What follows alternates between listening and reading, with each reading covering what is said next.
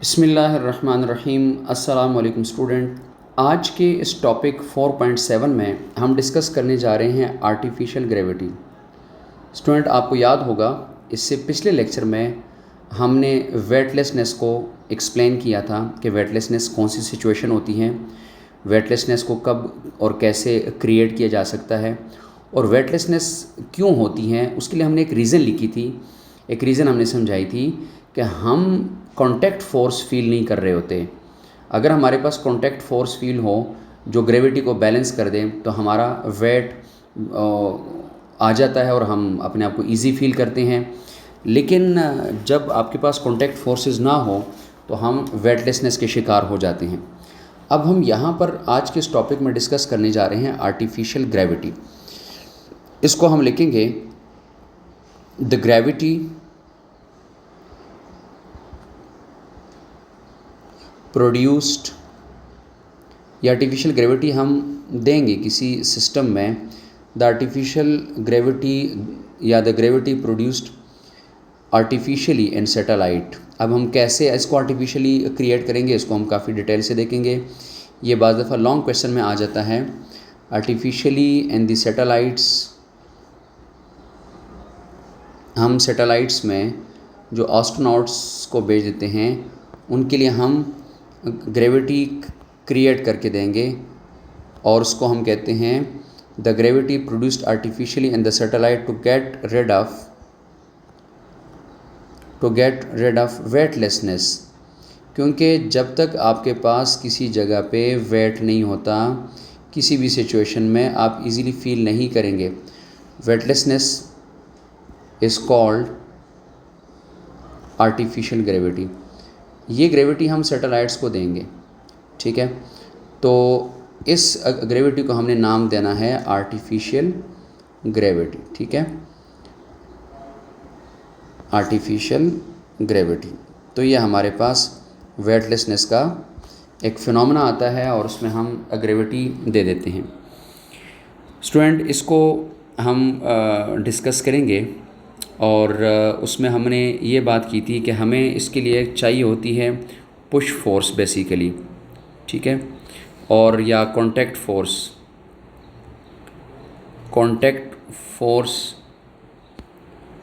Is required, या push force भी हम इसको कह देते हैं, is required to produce artificial gravity. Artificial gravity को प्रोड्यूस करने के लिए हमें एक कॉन्टैक्ट फोर्स चाहिए होता है, ठीक है।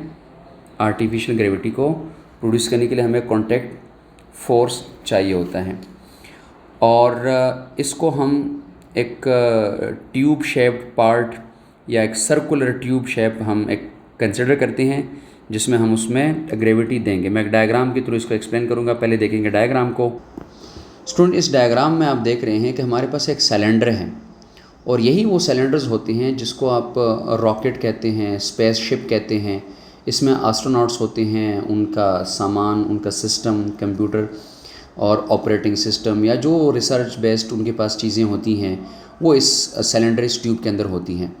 अब इसको हम अपने एक स्पिन एक्सिस के थ्रू इसको हम यानी स्पिनिंग देंगे और इसको हम रोटेशन देंगे और इनको एक पुश फोर्स मिलती है सेंट्रीपिटल और सेंट्रीफ्यूगल फोर्सेस के थ्रू और ये अपने आप को वहाँ पर इजी फील करते हैं।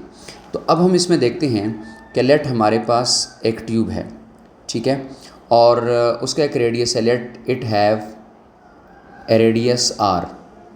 अभी जो सिलेंडर है या जो आपके पास स्पेसशिप है इसका हमारे पास फॉर एग्ज़ाम्पल एक रेडियस आर है और ये मूव कर रहा with velocity v, moving with velocity v। जब ये किसी वेलोसिटी v के साथ मूव कर रहा, टेंजेंशियल वेलोसिटी हम यहाँ इसका लिख रहे हैं, तो सेंट्रीपिटल एक्सेलरेशन इसके ऊपर काम करेंगी, सेंट्रीपिटल एक्सेलरेशन इसके ऊपर काम करेगा। तो सेंट्रीपिटल एक्सेलरेशन के अकॉर्डिंग हम फार्मूला लिखेंगे, centripetal acceleration will be produced. एक सेंट्रीपिटल एक्सेलरेशन इसमें प्रोड्यूस्ड होता है जिसको हम लिखेंगे AC is equal to v square over r, ये हमारे पास एक सेंट्रिपिटल एक्सेलरेशन बन जाता है। ठीक है स्टूडेंट, इसमें अगर हम बात करते हैं, चूँकि हमारा टारगेट है इसको रोटेशन देना, और रोटेशन देने के लिए हम डिराइव करेंगे फार्मूला फ्रीक्वेंसी का, कि हम उसको कितने फ्रीक्वेंसी के साथ, नंबर ऑफ़ साइकिल्स पर सेकंड के साथ उसको रोटेट करवाएंगे। तो हमारा टारगेट है फ्रीक्वेंसी की तरफ हमने जाना है। मैं यहाँ इससे डिराइव करूँगा लीनियर वेलोसिटी। सो लीनियर वेलोसिटी को हम लिखेंगे, लीनियर वेलोसिटी इसी फार्मूले में से, कि लीनियर वेलोसिटी हमारे पास जो इसमें से बनेगी वो क्या बन जाएंगी। बहुत आसान सी बात है student, v square is equal to आपके पास आ जाएगा a r, centripetal acceleration into r, और इसको अगर हम दोनों साइड पे स्क्वायर रूट लगा देते हैं तो v इज़ इक्वल टू आपके पास ये अंडर रूट में आ जाएगा एक्सेलरेशन सेंट्रिपिटल, और आपके पास r आ जाएगा। यहाँ पर स्टूडेंट हम एक काम करेंगे, वो ये करेंगे कि हम इसमें ये जो एक्सेलरेशन है इसको हम इक्वल टू ग्रेविटी कर देंगे, इक्वल टू g कर देंगे। So v is equal to, now it will be equal to g into r. अब g जो है वो ग्रेविटी है, और r आपके पास इस ऑर्बिट का या इस सैटेलाइट का, ठीक है, ऑर्बिट नहीं सैटेलाइट का, इस रोटर का एक रेडियस है। ठीक है, अब हम जाएंगे एंगुलर वेलोसिटी की तरफ, फिर वहाँ से हम फ्रीक्वेंसी की तरफ मूव करेंगे। सो स्टूडेंट, हमें कंफर्म है कि एंगुलर वेलोसिटी सैटेलाइट की क्या हो जाएगी, एंगुलर वेलोसिटी के लिए हम लिखेंगे v is equal to r omega या ओमेगा आर लिखेंगे, v is equal to r omega या ओमेगा आर हमने लिख लिया। अब ये दो इक्वेशन आ गए हैं, इन दोनों इक्वेशन के लेफ़्ट साइड इक्वल है तो राइट साइड भी हम आपस में इक्वल कर लेंगे। सो इसको हम लिखेंगे कंपेयर इक्वेशन 1 एंड इक्वेशन 2। इन दोनों को अगर हम कंपेयर कर लेते हैं तो हमारे पास स्टूडेंट आ जाएगा omega r is equal to under root g r. ये हमारे पास यहाँ के बाद ये एक रिलेशन डेवलप हो जाएगा। अब omega r is equal to g r, इसको आगे कंटिन्यू करेंगे। इसमें से हम दोनों साइडों पे स्क्वायर रूट ले लेंगे। अगर हम इसमें से ओमेगा को एक साइड पे करना चाहते हैं तो हम इसमें स्क्वायर लेंगे, तो squaring on both side we get as omega square r square is equal to, इसका स्क्वायर रूट जो था वो स्क्वायर के साथ चूँकि ख़त्म हो जाएगा तो हम उसको लिखेंगे जी आर। इसमें एक आर को कैंसिल आउट कर देगा, ये एक आर इस आर स्क्वायर के साथ कैंसिल आउट हो जाएगा। Remaining will be equal to as omega square r is equal to g, which can be written as omega square is equal to g divided by r. ये student आपके पास एक equation बन जाएगा 3। अब ये एंगुलर वेलोसिटी आपके पास बन जाएगा, और इसको आप फर्दर लिख सकते हैं। अगर आप इसको ओमेगा को लिखना चाहते हैं तो अब दोनों साइडों पे अंडर रूट लगाने के बाद ये आपके पास बन जाएगा जी डिवाइडेड बाय आर। ठीक है, ये आपके पास एक इक्वेशन बन गया एंगुलर वेलोसिटी का। अब हमारे पास हमारा टारगेट फ्रीक्वेंसी है, हमने टाइम पीरियड और फ्रीक्वेंसी की तरफ पहुंचना है। तो student, time period of satellite, अब मैं लिखूँगा टाइम पीरियड ऑफ सैटेलाइट। तो सैटेलाइट का जो टाइम पीरियड है वो हमारे पास लिखा हुआ इस फॉर्मेट में आना चाहिए कि time period is equal to t is equal to displacement divided by time. तो उसका डिस्प्लेसमेंट जो है वो सर्कुलर पाथ पे 2 पाई आर होता है। डिस्प्लेसमेंट डिवाइडेड बाय आपके पास जो वेलोसिटी है, डिस्प्लेसमेंट डिवाइड बाय टाइम है, तो वेलोसिटी और टाइम को आपस में इंटरचेंज कर लेंगे तो आपके पास टाइम आ जाएगा डिस्प्लेसमेंट डिवाइडेड बाय वेलोसिटी आ जाएगा। ठीक है, अब स्टूडेंट जो आपके पास v है, इस v की वैल्यू इक्वेशन 2 में आपके सामने है। इस v की वैल्यू आपको इस इक्वेशन 2 में मिल रही है। ये वाली वैल्यू उठा के यहाँ पर आप पुट करेंगे तो आपके पास लिखा जाएगा 2 pi R divided by omega R. So मैं पुट कर देता हूँ इसकी वैल्यू, t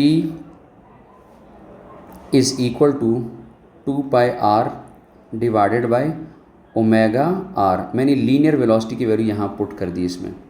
तो इसमें आप देख सकते हैं कि एक आर जो है वो अगले आर को कैंसिल आउट कर देगा, तो आपके पास ये कैंसिल आउट हुआ। अब फाइनली आप इसको लिखेंगे कि t is equal to 2 pi divided by omega. अब ओमेगा की वैल्यू हमारे पास ये इसके रूट के बग़ैर जो हमने इस रिज़ल्ट को लिखा है, ये वैल्यू उठा के हम यहाँ पर पुट कर देंगे। सो हमारे पास फाइनली आ जाएगा ओमेगा के लिए t is equal to time period is equal to 2 pi divided by under root आपके पास आएगा g डिवाइडेड बाई r। ऊपर आएगा तो ये रेसिप्रोकल हो जाएगा। इसको रेसिप्रोकल करने के बाद हम लिख सकते हैं time period is equal to 2 pi under root आपके पास आएगा g बाई r के बजाय लिखा जाएगा r divided by g। This is the time period for a satellite जो उस ऑर्बिट में या उस एक्सिस के थ्रू ये रोटेट करेगा। सो ये आपके पास आ जाएगा इसके लिए टाइम पीरियड। अब हमारे पास चाहिए होता है स्टूडेंट, स्टार्ट मैंने बताया था फ्रीक्वेंसी, कि हमारी अप्रोच, हमारा पहुंचना जो लास्ट टारगेट है वो फ्रीक्वेंसी है। सो फ्रीक्वेंसी ऑफ सैटेलाइट की फ्रीक्वेंसी जो है वो हमारे पास अब आ जाएगी in terms of time period के। हम लिखेंगे कि f is equal to 1 divided by t। Student इसमें टाइम की वैल्यू पुट करेंगे।